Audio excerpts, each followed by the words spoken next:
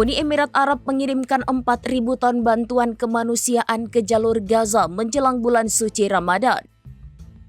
Bantuan tersebut tiba pada Selasa 10 Februari 2026 dalam misi bertajuk Operasi Galan Nitri. Pengiriman ini menjadi distribusi perdana dalam rangkaian misi kemanusiaan Uni Emirat Arab untuk membantu warga Palestina di Gaza. Sebelumnya, kapal pengangkut bantuan berlabuh di pelabuhan Al-Arish, Mesir. Dari sana bantuan diturunkan dan kemudian dikirim melalui jalur darat melintasi perbatasan Rafah menuju Gaza. Rekaman video yang dirilis Fayuri memperlihatkan proses pembongkaran box-box bantuan dari kapal sebelum didistribusikan ke wilayah tujuan.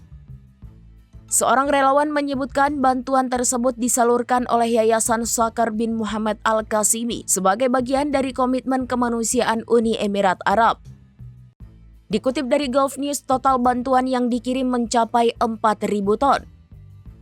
Bantuan tersebut meliputi bahan makanan, pakaian hangat, obat-obatan, serta berbagai perlengkapan medis untuk memenuhi kebutuhan mendesak warga Gaza menjelang Ramadan.